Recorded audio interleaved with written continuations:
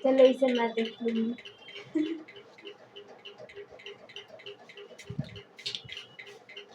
Hello मेरे प्यारे साथियों, क्या हालचाल, कैसे हैं आप लोग। आई होप कि सभी प्यारे साथी एकदम मस्त होंगे। स्वागत करता हूं मैं शुभम आप सभी का आज के हमारे इस वीडियो में।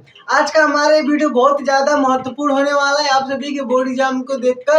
अगर हम आप सभी को बोर्ड एग्जाम को देखें और उसमें ये जो क्वेश्चन हमने यहाँ पर पीछे लिख चुका है, यहाँ जो हमने क्वेश्चन लिखा है ये तो बहुत कम है, ऐसे हम और भी बहुत सारी क्वेश्चन को लिखेंगे और हम वो सभी क्वेश्चन को बताएंगे जो कि आपके बोर्ड एग्जाम में पूछा जा रहा है इस साल 2026 में। तो 2026 में आने वाले सभी यहाँ पर क्वेश्चन हमने लिख चुके हैं और आप लोग देखिए कौन कौन से क्वेश्चन आपको आ रहे हैं, कौन कौन से क्वेश्चन नहीं आ रहे हैं। अगर आप चाहते हैं कि हम इसका हल भी आपको बताएं तो आप नीचे कमेंट जरूर कीजिएगा। तो देख लेते हैं कौन कौन सा क्वेश्चन हमने सभी चैप्टर से क्वेश्चन को, बहुत ही ज्यादा इंपॉर्टेंट क्वेश्चन को हमने यहाँ पर उठाया है। तो हम सब जितने भी क्वेश्चन लिखे हैं सब क्या है, सब के सब इम्पोर्टेंट क्वेश्चन है, सबके सब क्या है, इंपॉर्टेंट क्वेश्चन है। इसमें से हमारा पहला क्वेश्चन, ये पहला क्वेश्चन है और इसके साथ एक और क्वेश्चन आप लोग लिख लीजिएगा जो कि आपके एमसीक्यू में पूछा जाएगा। हम यहाँ पर क्वेश्चन लिखे हैं, साथ में आपको कुछ और क्वेश्चन अगर हमारे दिमाग में आता रहेगा तो आपको बताते रहेंगे। जैसे देखिए पहला क्वेश्चन यहाँ पर है कि एलसीएम 306 657 का एलसीएम कितना है, 9 है, तो इसका एलसीएम क्या होगा। ये क्वेश्चन तो सभी लोगों को आ रहा होगा। यहाँ पर इसका एलसीएम दिया है और एलसीएम से पूछ रहा था। और इस टाइप का आपके बहुविकल्पी में आने वाला एक और क्वेश्चन है कि कुछ संख्याएं दी रहेंगी और आपसे पूछेगा कि वो अपरिमेय और परिमेय को पहचानिए। तो ये आइडेंटिटी वाला क्वेश्चन आप लोग एक बार और देख लीजिएगा। आइडेंटिटी वाला यानी पहचाने की कौन सा परिमेय कौन सा अपरिमेय है। फिर उसके बाद दूसरा क्वेश्चन है कि √3 एक अपरिमेय संख्या है जो कि एकदम फिक्स है और यहाँ पर हमने इंपॉर्टेंस के लिए लिख भी दिया है और ये तो जरूर 4 नंबर का आएगा ही आएगा। फिर उसके बाद अगला क्वेश्चन नंबर 3 है कि एक द्विघात बहुपद ज्ञात कीजिए जिसके शून्यकों का योग 4 तथा गुणनफल 1 हो। और साथ ही एक बात और आप लोग समझिए, जो हम यहाँ पर संख्या, जितनी भी संख्या लिखी है, संख्या बदल सकता है लेकिन कॉन्सेप्ट नहीं बदलेगा। यहाँ पर जो संख्या हमने 4 लिखा है, 1 लिखा है, वो क्या होती है, संख्या हमेशा बदल सकती है। लेकिन इसी टाइप का क्वेश्चन आएगा कि द्विघात बहुपद आपको क्या करना है, ज्ञात करना है जिसके शून्यकों का योग कुछ दिया रहेगा और गुणनफल कुछ दिया रहेगा। साथ ही आपको ऐसा भी क्वेश्चन आ सकता है कि शून्यकों के गुणनफल और योग के सत्यता की जांच कीजिए या फिर इसके बीच संबंध, इस टाइप का क्वेश्चन भी आ सकता है। तो सत्यता की जांच भी आप लोग देख लीजिएगा। अगला क्वेश्चन ये अनुपात वाला क्वेश्चन है जो कि हर साल एमसीक्यू में आता है और 4 नंबर का आता है। ये क्वेश्चन आपको 4 नंबर, 2 नंबर और एमसीक्यू में देखने को मिलेंगे, जो है कि A1/A2 B1/B2 C1/C2 की तुलना करना है। आपको कोई दो समीकरण दिया रहेगा और तुलना करके आपको क्या बताना रहेगा कि जो रेखाएं निरूपित हो रही हैं वो प्रतिच्छेदी है यहाँ पर, और आप लोग प्रतिच्छेदी है, संपाती है या फिर क्या है, समांतर है, समांतर। इसी के साथ क्या आएगा आपको, संगत और ये हमारे क्या होते हैं, असंगत। ये भी आपको क्या होगा, पूछेगा, जो कि आपके यहाँ पर बुक के ही क्वेश्चन है, सभी एनसीईआरटी बुक के क्वेश्चन यहाँ पर आपको मिलेंगे। फिर उसके बाद अगला क्वेश्चन आएगा, क्वेश्चन नंबर 5 क्या है कि यहाँ पर दो समीकरण दिया रहेगा और इसके लिए आपको प्रतिस्थापन विधि और विलोपन विधि, ये दोनों विधि देखिए बहुत ही ज्यादा इंपॉर्टेंट है। क्या है, प्रतिस्थापन विधि आपको सॉल्व करना और विलोपन विधि, और एक होता है ग्राफी विधि। तो आप अगर इस दो विधि को देख लिए कैसे सॉल्व करते हैं तो बहुत सारे क्वेश्चन जो कि आपको इस टाइप के रहेंगे, आप एकदम आसानी से सॉल्व कर लेंगे। इस विलोपन विधि का यूज तो बहुत जगह होगा। फिर उसके बाद अगला क्वेश्चन नंबर 6 की अगर हम बात करें तो उसमें आपको क्वेश्चन मिलेगा कि 2x + 3y = 11 और 2x - 4y = -24 को हल कीजिए जिसमें m का वह मान ज्ञात कीजिए जिसके लिए क्या हो कि y = mx + 3 हो। m का हमें वह मान ज्ञात करना जिसके लिए y = mx + 3 हो। अब देखिए यहाँ पर y = mx + 3, यहाँ पर 3 की जगह संख्या बदल सकता है और ये समीकरण बदल सकता है। लेकिन ये जो क्वेश्चन देख रहे हैं 2024 में पूछा हुआ क्वेश्चन है। 2024 में ठीक ऐसा ही क्वेश्चन पूछा था, बस वहाँ पर समीकरण चेंज था और ये संख्या चेंज थी। लेकिन क्वेश्चन बिल्कुल ऐसा था जहाँ पर आपका यम का मान पूछेगा, यम की जगह एन भी दे सकता है, बोर्ड एग्जाम में कुछ भी आ सकता है, लेकिन कॉन्सेप्ट बिल्कुल यहीं से रहेगा। अगला क्वेश्चन यहाँ पर है, ये वाला क्वेश्चन 6 नंबर के लिए आप लोग नोट कर लीजिए। 6 नंबर के लिए क्या कीजिए, आप लोग नोट कर लीजिए। क्वेश्चन है कि दो अंकों की संख्या के अंकों का योग, और इस क्वेश्चन में हम ऐसा बोल रहे हैं ना कि यहाँ पर अंक भी नहीं बदलेगा। यहाँ पर दो अंकों की संख्या का योग 9 है तो या तो 6 नंबर या फिर एमसीक्यू में भी आपको आएगा। तो संख्या का योग क्या है, 9 है और 9 गुना करने पर संख्या के अंकों को पलटने पर भिन्न संख्या के, अगर हम इसका 9 गुना करें तो संख्या के अंकों को पलटने पर भिन्न संख्या के 2 गुना हो जाता है। तो हमें वह संख्या ज्ञात करना है। अब संख्या ज्ञात करना है, आप इकाई दहाई मत ज्ञात कर लीजिएगा। अगला क्वेश्चन देख रहे हैं तो दो क्रमांक धातु पूर्णांक ज्ञात कीजिए जिसको गुणनफल 306 है। या तो 2 नंबर का या तो 4 नंबर का आपको आएगा। तो यहाँ पर अभी हमने कितने 8 क्वेश्चन देखे हैं और ऐसे हम और भी सारे क्वेश्चन देखते हैं और आप लोग इन सारे क्वेश्चन का स्क्रीनशॉट लेके रख लीजिएगा ताकि जब भी आपका बोर्ड एग्जाम है तो आप लोग देखिए कि इससे मिलाइएगा कि इससे मिल रहा है कि नहीं मिल रहा है, क्योंकि हम पूरा वही क्वेश्चन लाए जो कि आपके 2026 के बोर्ड एग्जाम में आने वाला है। तो आप लोग इसका स्क्रीनशॉट लीजिए, फिर इसके बाद हम अगला क्वेश्चन देखते हैं कि और कौन कौन से क्वेश्चन होने वाले हैं। तो देखिए नवा क्वेश्चन है, यहाँ पर रेलगाड़ी वाला क्वेश्चन है। रेलगाड़ी वाले क्वेश्चन में क्या है कि एक रेलगाड़ी अगर 480 किलोमीटर की दूरी एक समान चाल से चलती है, यानी कि अगर कोई रेलगाड़ी है 480 किलोमीटर की दूरी एक समान चाल से तय करती है तो इसकी चाल अगर 8 किलोमीटर प्रति घंटा कम होती है, अगर इसकी चाल में हम क्या करें 8 किलोमीटर प्रति घंटा कम कर दे तो उसी दूरी को तय करने में 3 घंटा समय अधिक लेती है। तो हमें रेलगाड़ी की चाल ज्ञात करना है। अब यहाँ पर देखिए आपको मिल रहा है ठीक ऐसा ही क्वेश्चन मिलेगा, बस यहाँ पर क्या होगा कभी कभी 480 की जगह 360 किलोमीटर वाला क्वेश्चन भी आता है। तो ऐसा रहेगा कि रेलगाड़ी की चाल कितना है 360 किलोमीटर की दूरी एक समान चार्ज तय करती है। तो एक रेलगाड़ी 360 किलोमीटर की दूरी समान चार्ज तय करती है। तो रेलगाड़ी वाला अगर आप जितने भी क्वेश्चन को देखिए तो उसको कर लीजिएगा क्योंकि ये क्वेश्चन आता है और ये क्वेश्चन 2024, 23 और 22 में आया है, ये रेलगाड़ी वाला क्वेश्चन। फिर उसके बाद है कि √2x² + 7x + 5√2 = 0 के मूल ज्ञात कीजिए। अब यहाँ पर आपको मूल यानी कि कोई एक द्विघात समीकरण दे देगा, मूल पूछेगा या फिर मान पूछेगा, मानक बोलेगा, तो हमें बस इसका x का यहाँ पर 2 मान निकालना होता है। ये भी क्वेश्चन देखिए बहुत ही इंपॉर्टेंट है। फिर उसके बाद है कि दो क्रमांक धातु पूर्णांक ज्ञात कीजिए जिनके वर्गों का योग 365 हो। 2025 में पूछा हुआ क्वेश्चन है कि जिनके वर्गों का योग 365 हो। 2025, 2024, 2023 में पूछा हुआ क्वेश्चन है। तो ऐसे हमें दो क्रमांक धातु पूर्णांक ज्ञात करने जिनके वर्गों का योग क्या हो 365 हो। फिर उसके बाद क्वेश्चन नंबर 12 देखिए, यहाँ पर आप देखिए वैसे आपको द्विघात समीकरण दे रहे हैं लेकिन यहाँ पर आपसे मूलों की प्रकृति पूछ रहा है। इस वाले क्वेश्चन में क्या था कि आपसे मूल पूछ रहे थे, यहाँ पर इसका मूल पूछ रहा था, लेकिन हम मूलों की प्रकृति की बात करें यानी कि डी का मान पूछ रहा है। डी का कहें या फिर b² - 4ac का मान ये क्या कर रहा है पूछ रहा है। तो अब इस द्विघात समीकरण से हमें इसके मूलों की प्रकृति को निकालना होता है। अब उसके बाद अगला क्वेश्चन देखो तो ये के वाला क्वेश्चन दिया आएगा कि इस कोई समीकरण दे देगा और बोलेगा के का मान ज्ञात कीजिए और कंडीशन भी दिया रहेगा कि जिसके लिए क्या हो 2 बराबर मूल हो, यानी कि आप के का ऐसा मान ज्ञात कीजिए जिसके लिए समीकरण क्या हो 2 बराबर मूल हो, यानी मान बराबर हो। फिर अगर हम एपी की बात करें यानी कि समांतर श्रेणी में और भी क्वेश्चन मिलेंगे, 4 क्वेश्चन यहाँ पर लिखा है कि कोई एक एपी दे देगा 10, 7, 4 का 30वां पद ज्ञात कीजिए। अब यहाँ पर देखिए 30वां पद ज्ञात करना है। अगला क्वेश्चन में ऐसे एपी दिया है और 205 में कितने पद होंगे। अब यहाँ पर पदों की संख्या ज्ञात करना है। अब उसके बाद पूछ रहा है उस एपी का 31वां पद ज्ञात कीजिए, यानी कि कोई एपी का हमें 31वां पद ज्ञात करना है जिसका 11वां पद 38 और 16वां पद 73 है। अब 11वां पद 38 और 16वां पद 73 ये वाला क्वेश्चन देखिए बहुत ही ज्यादा इंपॉर्टेंट है, इसको आप लोग एकदम देख लीजिएगा। और आप लोग अगर इसका हल चाहते हैं तो कमेंट जरूर कीजिएगा, अगर आपका कमेंट आएगा तो हम इसका हल भी आपको पूरे क्वेश्चन का हल लाएंगे जितने क्वेश्चन यहाँ पर बता रहे हैं। तो 31वां पद क्या है जिसके 11वां पद 38 और 16वां पद क्या हो 73 हो। और उसके बाद यहाँ पर है कि 3, 8, 13, 18 का कौन सा पद 78 होगा। अब यहाँ से पूछ रहा है कौन सा पद इसका क्या होगा 78 होगा, और यहाँ पर भी पदों की संख्या ही पूछ रहा है। तो ये हमारे यहाँ पर टोटल 17 क्वेश्चन अभी तक हमने आपको बताए हैं और अभी तो हमने सिर्फ 5 चैप्टर तक ही पहुंचे हैं, यानी कि 4 चैप्टर हमारा कंप्लीट हो गया है। 4 चैप्टर में कितने कितने इंपॉर्टेंट क्वेश्चन वो हमने आपको बताया। 5वां हमारा भी चल रहा है इसमें और अभी हम पूरा लास्ट तक आपको बताएंगे कौन से क्वेश्चन इंपॉर्टेंट है। तो आप लोग इस सभी क्वेश्चन का स्क्रीनशॉट लीजिएगा और एक बार जरूर चेक कीजिएगा कि आपको कितने क्वेश्चन आ रहे हैं, क्योंकि जब तक आप अपने से इस क्वेश्चन को करेंगे ना तो आपको लगेगा हाँ मुझे आ रहे हैं, मेरे बोर्ड एग्जाम में इतने अच्छे नंबर आ सकते हैं। अपने आप को जज कीजिएगा आप लोग। तो इसका स्क्रीनशॉट लीजिए, फिर इसके बाद हम और क्वेश्चन देखते हैं। देखिए अगला क्वेश्चन नंबर 18। ये क्वेश्चन क्या है कि 636 योग प्राप्त करने के लिए भी समांतर श्रेणी का क्वेश्चन है। यहाँ पर है कि 636 योग प्राप्त करने के लिए एपी दी गई है 9, 17, 25 ... की कितने पद लेने चाहिए, यानी कि अगर हमें 636 योग प्राप्त करना है इस एपी के तो कितने पद लेने चाहिए। ये देखिए क्या है पद वाला है यानी कि जोड़ने वाला है। और फिर उसके बाद है 8 के प्रथम 15 गुणजों का योग ज्ञात कीजिए। 8 के प्रथम 15 गुर्जों का योग ज्ञात कीजिए। और ये दोनों क्वेश्चन ही बहुत ही ज़्यादा इम्पोर्टेंट है और ये सभी क्वेश्चन वैसे इम्पोर्टेंट ही है।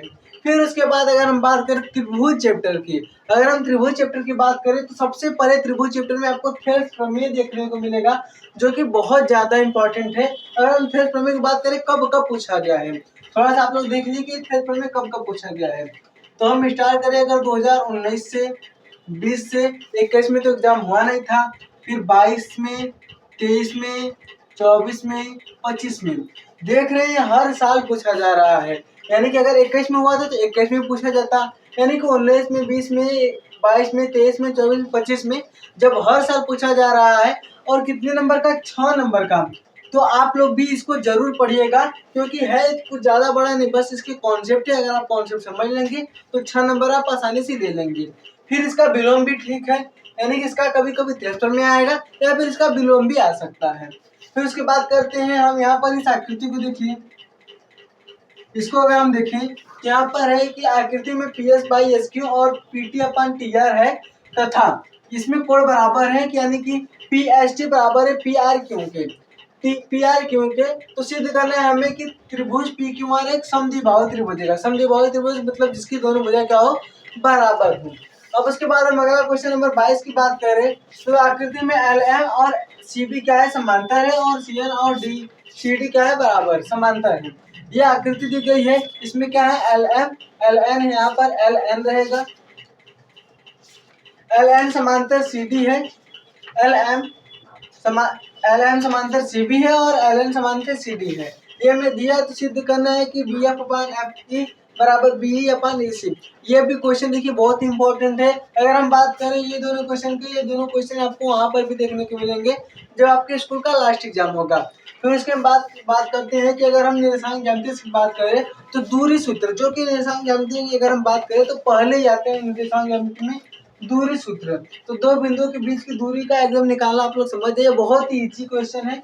फिर उसके बाद ये वाला क्वेश्चन देखिए, वो एग्जाम में आने वाला क्वेश्चन है कि एक्स अक्ष पर वो बिंदु ज्ञात कीजिए जो इससे और इससे क्या हो, समदूरस्थ हो। समदूरस्थ वाला क्वेश्चन आएगा और समत्रिभाजित वाला क्वेश्चन भी आएगा कि बिंदु 4, -1 और -2, 3 को जोड़ने वाले रेखाखंड को समत्रिभाजित करने वाले बिंदुओं के निशान ज्ञात कीजिए, निशान ज्ञात कीजिए। कभी कभी क्या आएगा कि समत्रिभाजित आएगा, कभी कभी समद्विभाजित आएगा, और कभी कभी 4 भागों में बांटने के लिए भी आ सकता है। तो ये सारे क्वेश्चन भी रहे और इन क्वेश्चन को आप लोग एकदम अच्छे से देख लीजिएगा और ट्राई कीजिएगा कि आप लोग को कितने क्वेश्चन आ रहे हैं। तो वैसे ये सभी क्वेश्चन बहुत ही ज़्यादा इंपॉर्टेंट है। अभी हमने आपकी सिर्फ 23 क्वेश्चन बताया है और हम अभी किस चैप्टर पे हैं, अभी हम 7 चैप्टर पे हैं, लेकिन अभी हमें और कितने चैप्टर बचे और बाकी के चैप्टर के भी सभी इंपॉर्टेंट क्वेश्चन को देखेंगे। यहाँ तक तो हमारा हो गया, तो आप लोग इसका स्क्रीनशॉट लीजिए, फिर उसके बाद हम अगला देखते हैं।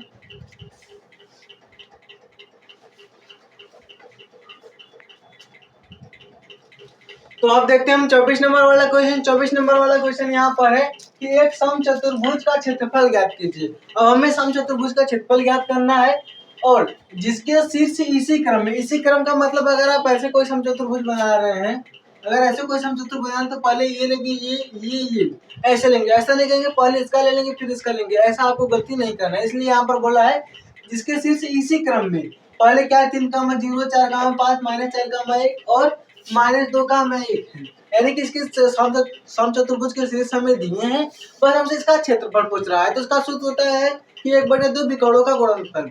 उसी सूत्र पर आप इसके बीच की दूरी निकाल कर सॉल्व करेंगे, हो जाएगा। वैसे हम इसका सॉल्व तो कराएंगे ही। फिर उसके बाद ये वाला क्वेश्चन देखिए बहुत ही ज्यादा इंपॉर्टेंट है, बहुत ही ज्यादा इंपॉर्टेंट वाला क्वेश्चन यहाँ पर है कि 15 कौटे बराबर 8, तो साइन और सेकी का मान ज्ञात कीजिए। 2 नंबर और 1 नंबर के लिए बहुत ज्यादा इंपॉर्टेंट है, 2 नंबर और 1 नंबर के लिए क्वेश्चन आता है। यदि 15 कौटे बराबर 8 तो साइन और सेकी का हमें मान निकालना है। फिर उसके बाद अगला क्वेश्चन है कि कौटे बराबर 7/8, तो 1 प्लस साइन ब्रैकेट में और दूसरे ब्रैकेट में 1 - साइन बटे 1 प्लस कॉस और 1 - कॉस बराबर क्या होगा, और उसमें है कि कॉट स्क्वायर थीटा बराबर क्या होगा, यानी कॉस स्क्वायर थीटा का मान निकालिए। अगला क्वेश्चन देखते हैं, क्वेश्चन नंबर 27 वाला यहाँ पर है कि 2 tan 30 डिग्री बटे 1 प्लस tan स्क्वायर 30 डिग्री का मान होगा। अब हमें इसका भी मान निकालना है, तो यहाँ पर tan 30 का मान लिखिए और फिर आ जाएगा। अगला क्वेश्चन ये वाला भी बहुत ही ज्यादा इंपॉर्टेंट है कि sin 2a बराबर 2 sin a तब सत्य होगा जब a का मान होगा, यानी हमें यहाँ पर ए का मान क्या करना है, निकालना है। ए का मान वैसे तो यहाँ पर 0 ही होगा क्योंकि ये दोनों आपस में बराबर नहीं हो सकते। अगर ए का मान 0 जाए तब बराबर होंगे। फिर इसके बाद 10a + b बराबर √3 और 10a - b बराबर 1/√3। तो हमें ए और बी का मान निकालना है। ये भी देखिए बहुत ही ज्यादा महत्वपूर्ण क्वेश्चन है, क्वेश्चन नंबर 29। और उसके बाद हम देखते हैं क्वेश्चन नंबर 30। ये है 9 sec square a - 9 tan square a बराबर है। एकदम अति महत्वपूर्ण, इसको समझिए। और एक क्वेश्चन ऐसा नहीं आएगा। अब एक बात और सुन लीजिए, आप लोग सोच रहे हैं कि ऐसा नहीं आएगा तो कैसा आएगा। यहाँ पर क्या होगा, बदल जाएगा। यहाँ पर आएगा 9 tan square a - 9 sec square a। अब आप यहाँ पर क्वेश्चन देखिए, 9 sec स्क्वायर - 9 tan स्क्वायर ऐसे आपके दिमाग में चलता रहेगा और इसका आंसर आपको याद हो जाएगा कि बस क्या करना है, 9 को कॉमन लेके हल करना है, एक आ जाएगा, नहीं आएगा। लेकिन क्वेश्चन जब इस टाइप का आ जाए तब आप सोचेंगे कि ऑप्शन में रहेगा 9 रहेगा, 1 रहेगा, -9 रहेगा, -1 रहेगा। तो आप सोचेंगे अरे कौन सा सही होगा। आपको याद रहेगा कि 9 हम तो हमेशा देखते हैं, इसलिए पहले 9 आपको दे देगा। तो आप 9 टिक मार देंगे और नंबर गलत हो जाएगा। यहाँ पर क्या देखिए, बदल गया। यहाँ पर -9 वाला सही होगा। और उसके बाद जब हम अगला क्वेश्चन देखिए, ये वाला क्वेश्चन बहुत ज्यादा इंपॉर्टेंट है कि sec square a sec a + tan a एक ब्रैकेट में और 1 - sin a एक ब्रैकेट में, ये किसके बराबर होगा। फिर उसके साथ अगला क्वेश्चन है क्वेश्चन नंबर 32 कि 1 + tan थीटा + sec थीटा और 1 + cos थीटा - cosec थीटा बराबर है। ये किसके बराबर है। ये वाला क्वेश्चन देखिए, ये चारों क्वेश्चन जो आप यहाँ से देख रहे हैं, ये चारों क्वेश्चन एक ही टाइप के क्वेश्चन है। बस यहाँ पर क्या है, कोसेक, कहीं tan थीटा है, कहीं sec थीटा है, कहीं कोसेक है। फिर है 1 + tan square a/1 + cos square a बराबर है। ये भी किसके बराबर है, यानी हमें यहाँ पर मान निकालना है। और साथ ही आप क्या कीजिए, हम यहाँ पर ये क्वेश्चन नहीं लिख पाए हैं, लेकिन बहुत ही ज्यादा इंपॉर्टेंट क्वेश्चन ये है कि प्रश्नावली 8.3 आप NCERT बुक का उठाइएगा, उसमें प्रश्नावली 8.3 जो कि 5वां क्वेश्चन, और 5वें क्वेश्चन में 1 से 10 तक क्वेश्चन है, जो कि कौन वाले से क्वेश्चन है, प्रूफ्ड वाले क्वेश्चन है, जिसको आपको प्रूव करना पड़ता है, सिद्ध करना पड़ता है। वो वाले क्वेश्चन यहाँ पर आपको करने हैं। सभी क्वेश्चन को जरूर देखिएगा, सभी क्वेश्चन को करिएगा। फिर प्रश्नावली 9.1 में देखिए तो सभी 1 से 15 तक के क्वेश्चन। अब देखिए, यहाँ से आपका पूरे के पूरे 12 नंबर बनेगा। अब आप कहें 12 नंबर, क्योंकि 6 नंबर के 6 क्वेश्चन आते हैं, करना सिर्फ 3 होता है। लेकिन इस चैप्टर से 6 नंबर के 2 क्वेश्चन आपको मिलेगा। इस चैप्टर से प्रश्नावली 9.1 से 6 नंबर के 2 क्वेश्चन मिलेगा। तो 12 नंबर आपके ऐसे ही बन गए। यानी कि यहाँ पर है कि 1 से 15 तक जितने क्वेश्चन हैं, सिर्फ 15 क्वेश्चन करके आप 12 नंबर अपना बना सकते हैं। तो ये क्वेश्चन यहाँ पर जो हम लिखे हैं, ये बहुत ही ज्यादा इंपॉर्टेंट है, तो आप इसको जरूर करिएगा। और यहाँ पर हमारा क्वेश्चन नंबर 33 भी समाप्त होता है। और अभी हम और क्वेश्चन देखेंगे, अभी हम तो सिर्फ चैप्टर नंबर 9 तक ही पहुंचे हैं, अभी हमारा और चैप्टर बाकी है। तो आप इसका स्क्रीनशॉट लीजिए, फिर हम और क्वेश्चन देखते हैं।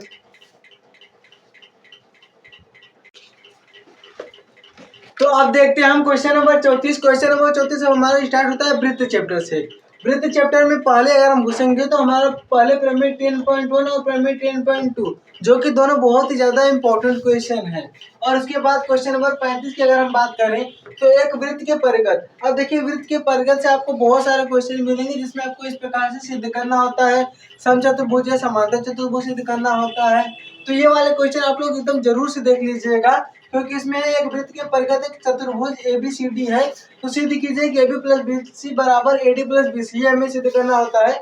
और यही क्वेश्चन नंबर 36 अगला क्वेश्चन है कि किसी वृत्त के परिगत। अब देखिए, परिगत वाला अगर समांतर चतुर्भुज है तो समचतुर्भुज होता है। ये भी हमें क्या करना है, सिद्ध करना है। फिर उसके बाद हम बात करते हैं क्वेश्चन नंबर 37 की। तो क्वेश्चन नंबर 37 है कि किसी वृत्त के परिगत बनी चतुर्भुज की आमने सामने की भुजाएं। अब ये भी देखिए, परिगत वाला है कि किसी वृत्त के परिगत बनी आमने सामने की भुजाएं केंद्र पर संपूरक कोण अंतरित करती है। संपूरक का मतलब क्या होता है, 180, पूरक का मतलब 90। अब इसी के साथ एक और क्वेश्चन आप लोग वृत्त वाले देख लीजिएगा, जो क्वेश्चन ऐसे है और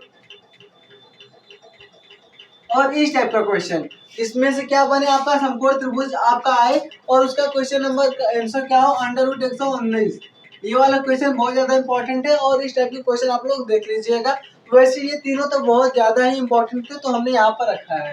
फिर उसके बाद है कि त्रिज्या 21 सेंटीमीटर। अगर हम वृत्तों से संबंधित क्षेत्रफल की बात करें तो 21 सेंटीमीटर त्रिज्या वाले वृत्त का एक चाप केंद्र पर 60 डिग्री का कोण अंतरित करती है। अब कोई 21 सेंटीमीटर का त्रिज्या वृत्त है जिसपे चाप केंद्र पर 60 डिग्री का कोण अंतरित करती है।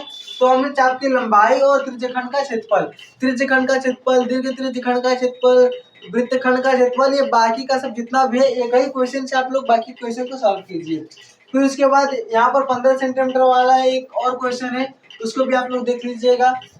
अगला क्वेश्चन है कि त्रिज्या आर वाले वृत्त के उस त्रिज्यखंड का क्षेत्रफल जिसका कोण p डिग्री है। और ये क्वेश्चन देखिए एक नंबर के लिए बहुत ज्यादा इंपॉर्टेंट है एमसीक्यू के लिए कि एक आया है 2024 में। 2024 में यह क्वेश्चन आया है और क्वेश्चन थोड़ा सा घुमा के आया है, तो आप इसको देख लीजिएगा, ये सबसे लास्ट वाला क्वेश्चन है। फिर उसके बाद अगर हम क्वेश्चन नंबर 40 की बात करें तो दो घनों जिनमें से प्रत्येक का आयतन 64 सेंटीमीटर क्यूब है और संलग्न फलकों को मिलाकर एक ठोस बनाया जाता है, तो घनाभ का पृष्ठीय क्षेत्रफल ज्ञात कीजिए। अब देखिए हम आए पृष्ठीय क्षेत्रफल और आयतन वाले चैप्टर में। इस चैप्टर में क्या है ना आपको कि दो क्या रहेगा, घन, घना, बेलन, शंकु, गोला, अर्धगोला, यही 6 रहेगा और एक को मिला के ऐसे बनाया जा रहा है, इसको मिला के ऐसे बनाया जा रहा है, यानी कि यहाँ पर दो संलग्न फलकों को मिलाकर बनाया जाएगा। तो उसमें की क्वेश्चन कौन कौन से इंपॉर्टेंट, एक तो क्वेश्चन नंबर 40 और क्वेश्चन नंबर एग्जाम में देखें तो प्रश्नावली 13.1 के question number 5, question number 6, question number 7 और क्वेश्चन नंबर 8 अपने क्वेश्चन नंबर 9 अपने एनसीईआरटी वाले बुक पर देखिएगा। तो प्रश्नावली 13.1 की बात करें तो ये 5, 6, 7, 9 ये क्वेश्चन बहुत ही ज्यादा इंपॉर्टेंट है और ये क्वेश्चन पूछे गए हैं 2024 और 2025 में, 2024 और 2025 में। और उसके बाद अगला क्वेश्चन प्रश्नावली 13.2 की अगर हम बात करें तो उसमें पहला, तीसरा और चौथा, इसमें से तीसरा हमारा गुलाब जामुन वाला क्वेश्चन बहुत ही ज्यादा इंपॉर्टेंट है। तो ये जितने भी क्वेश्चन यहाँ पर थे उसका आप स्क्रीनशॉट लीजिए और हम एक और देखते हैं, यानी कि हमारा टोटल शायद 50 क्वेश्चन होगा, फिर उसके बाद हमारा एंड हो जाएगा।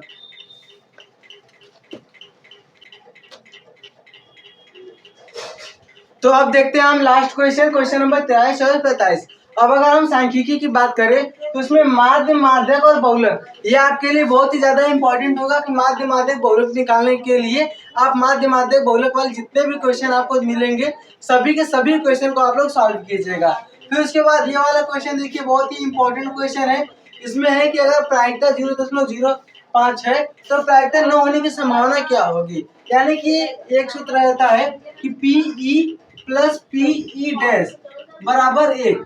इसी सूत्र पर आपका एक क्वेश्चन सॉल्व होगा और इसका आंसर आ जाएगा। फिर अगर हम प्रायिकता में और बात करें तो देखिए प्रायिकता में आप ताश के पत्ते वाला जितना क्वेश्चन रहेगा उसको करिएगा, लूडो वाला जितना क्वेश्चन रहेगा उसको करिएगा और सिक्का वाला जितना क्वेश्चन मिलेगा, यानी सिक्का उछालने पे हेड टेर वाला जितना क्वेश्चन मिलेगा उस सारे क्वेश्चन को कर लीजिएगा। अब देखिए यहाँ पर क्या है कि आपको सभी हम क्वेश्चन बता रहे हैं, कुछ क्वेश्चन आप अपने से करिएगा और वैसे तो हम सभी क्वेश्चन को यहाँ पर हल कराएंगे। अभी आपके लिए पूरे कितने महीने के अप्रॉक्स देखिए तो 3 महीने का, 3 से 2 महीने का आपके पास टाइम है। आप चाहें तो सभी क्वेश्चन को आराम से सॉल्व कर सकते हैं। अगर एक दिन में भी आप मुश्किल से अगर 2 क्वेश्चन को भी करें तो भी आप पूरे क्वेश्चन कर लेंगे। वैसे आप तो बहुत अच्छे हैं, एक दिन में आप सभी क्वेश्चन को कर लीजिएगा और मिलते हैं आपसे किसी अगले वीडियो में। तब तक के लिए धन्यवाद।